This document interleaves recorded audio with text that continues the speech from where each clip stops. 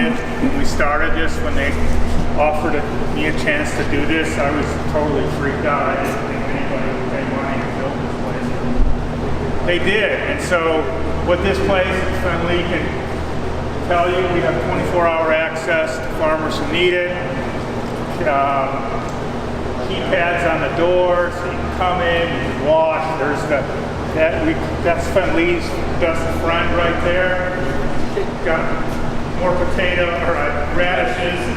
Yeah, wet, cold, and muddy. Yes. But yeah, so this is built for farmers to use, and so we're GAP certified, we're organically certified. When we were building it, the state Minnesota Department of Ag guy was standing next to me, and I would say, well, what do I got to do? And he'd say, well, seal the floor. All right, it's sealed. Sealed up the wall 16 feet. It all drains into a filter underneath the floor and goes into this thing called water system. It's pretty slick. We have a disinfectant in the water supply. If you've got listeria or a problem like that, you can add that. Organically certified disinfectant. And then these are the coolers. They're being set at a different temperature. First one is the coldest. We don't have my hand. Huge. Yeah, it's 48 pallets a piece. So we got some carrots left, but the season's pretty much over, as you guys know. It's $10 a week per store here, per pallet, which is pretty cheap. It's cheap. We've got some sweet potatoes and a few other things, but yeah, in the season it's a lot more crowded. We have our farm share that is in here, and also we have other farmers that use this space. We have a flower mart during the summer where for 2 days, right? Yeah, it's 2 days until City's Flower Exchange. So we have flower farmers come in, and it's basically a buyer's market for everything. Just like a food hub, it's a flower hub. So folks all can come together, and folks that do weddings or parties or whoever come buy flowers. We also rent it out to all sorts of different people, so not just farmers, not just food makers, but we have rental space. So we work with Creamery in Wisconsin, who stores cheese here and delivers all throughout the metro area. We've got folks that stock, we have kombucha folks, all different folks that use it. So different rates, there's the farmer rate is set at $10 a week. It's about $45 a month. And that's for the golden dry stage.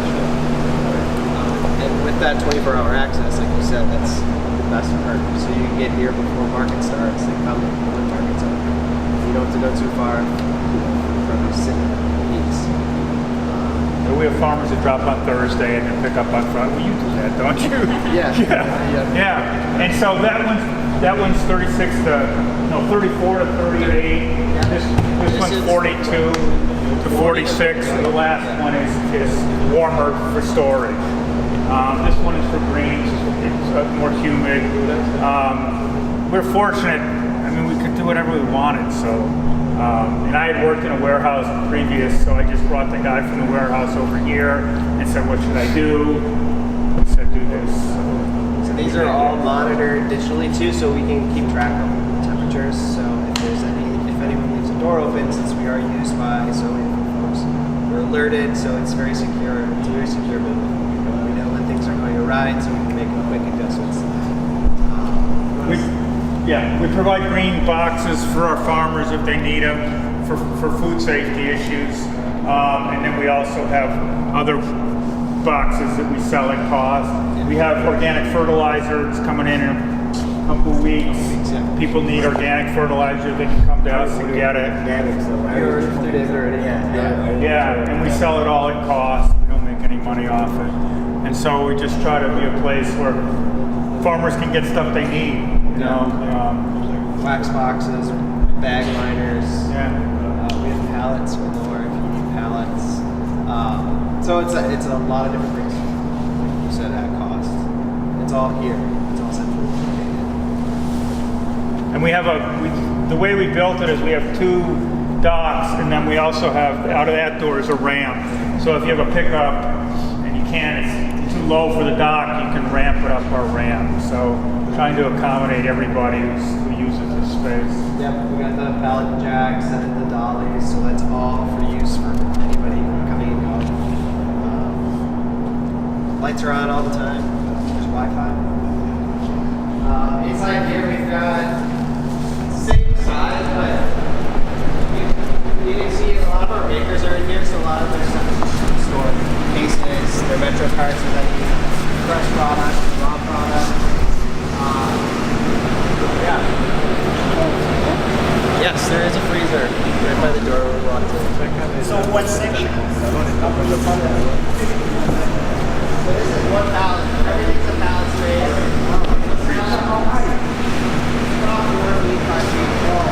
We want to make sure it's not these liners, like I said before. Yeah. Dunk tanks are used for washing. Also, all the hoses that they all extend down, so those are all used for washing, cleaning.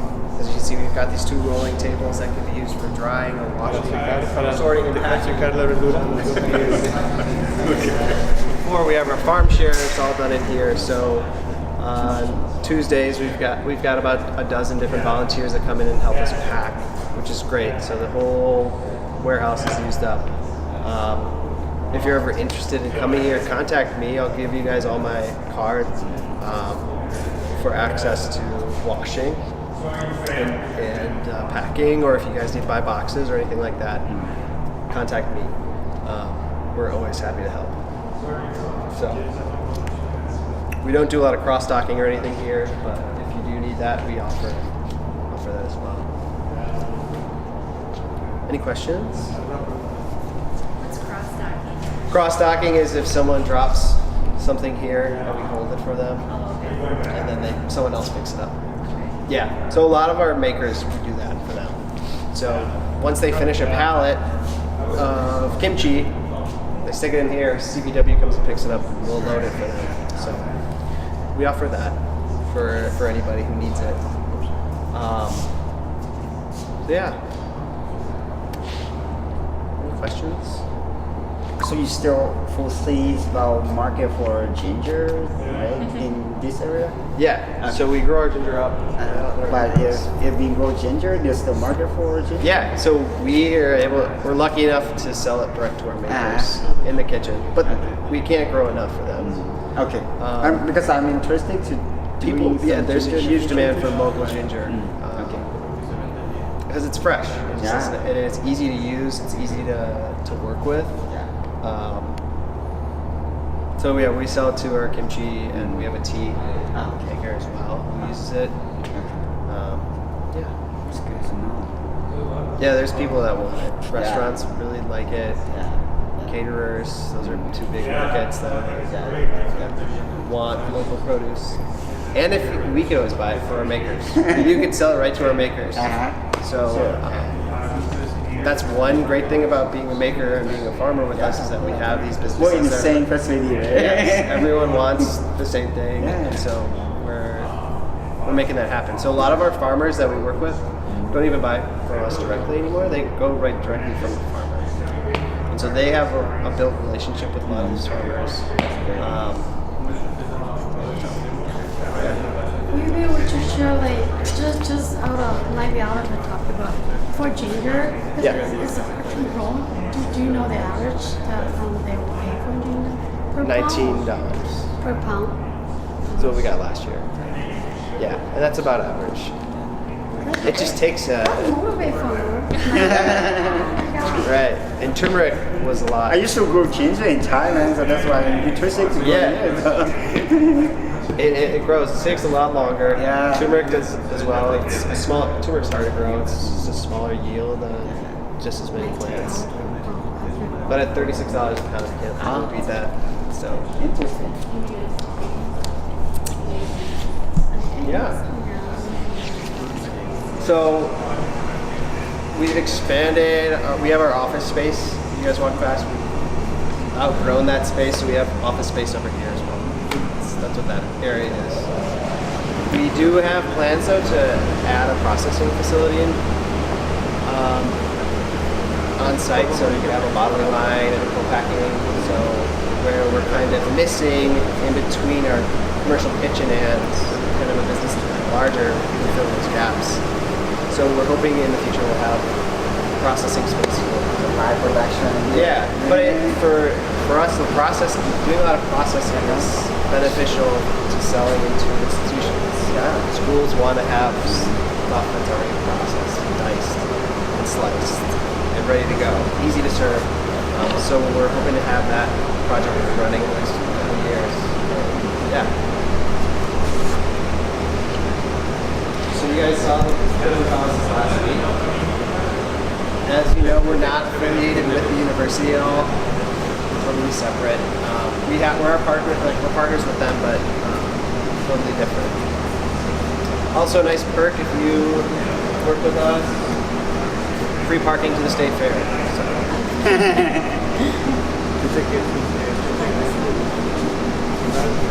And annually. Yeah. This conveyor belt is then running. Inside this unit there's hoses spraying and brushes, so it's taking off all the dirt and all the solids. So it's spinning and spinning and spinning. And there's sponges on this side. The sponges soak up all the wet product. And then they go into that table. That table spins, so it's a sorting table. So you're able to pull out anything bad and pack right away.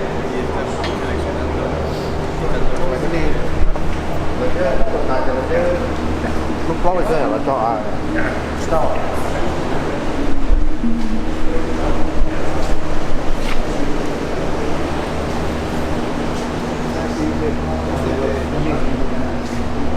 Coolers. So a lot of Makers products are kept in here. You had some of your I think I still have your squashes in here. Yep. We also rented out to a few. We have a poultry farmer, a beef farmer. We have some fishermen that bring home some stuff from Alaska, so they're out here too. We've got salmon and halibut. Yeah. So that's open to you guys if you need it, but okay. It won't get soggy.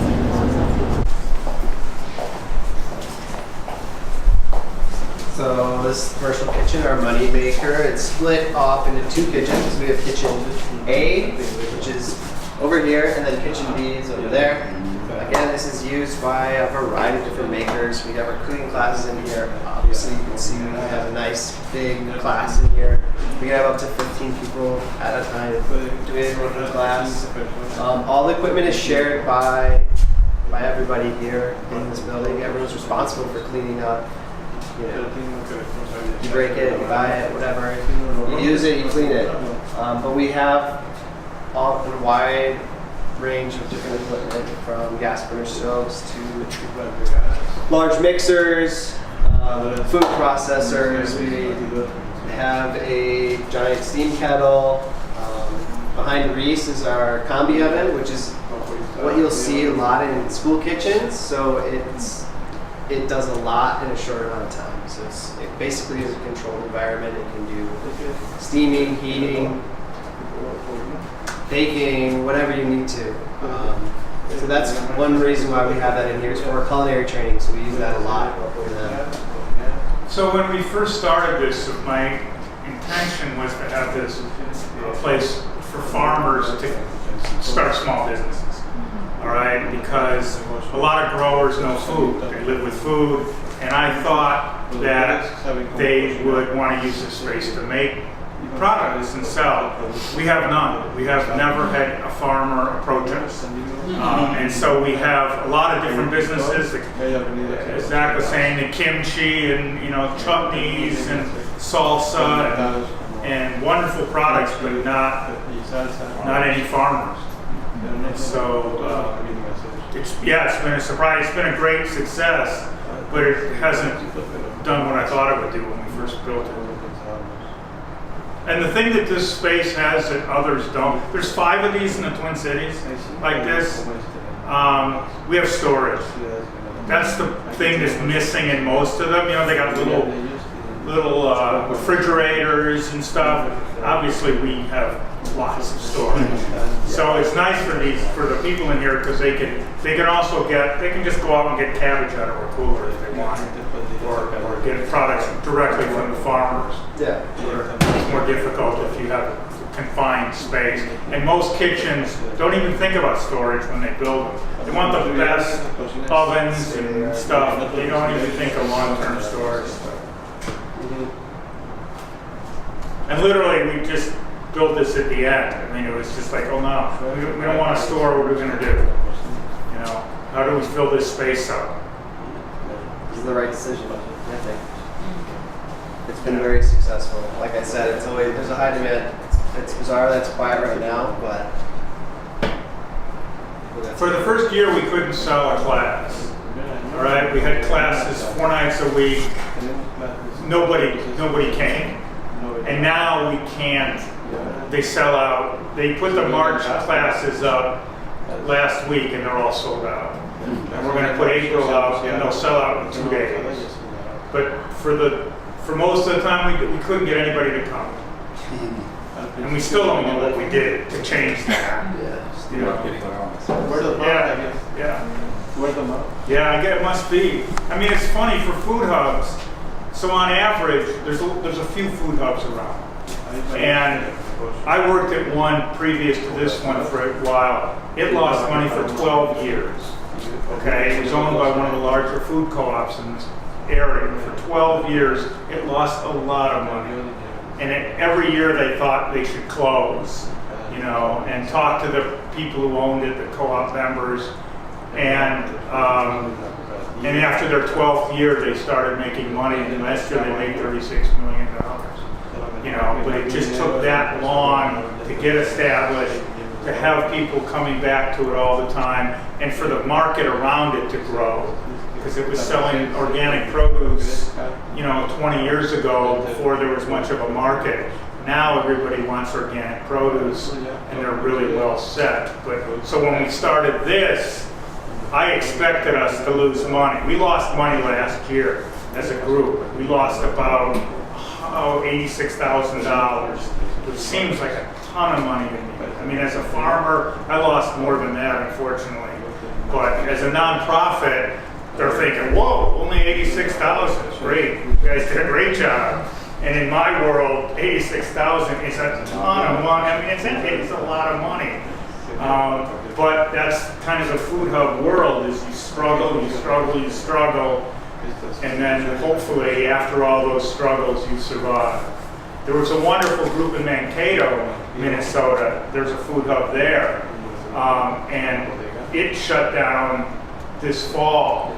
And they were selling to schools up there. They were doing everything right. They were processing. They were owned by a large nonprofit there. And the board of directors said we're tired of doing this and shut down. And they had 12 employees. They were doing really nice stuff. And there was another one in Amory, Wisconsin, Hungry Turtle. I don't know if you guys have heard of that. That's shut down. You know, so I mean, it's a tough way to make a living. You know, we've been very fortunate because of our funding source and because of some grants. But even with those, we still struggle.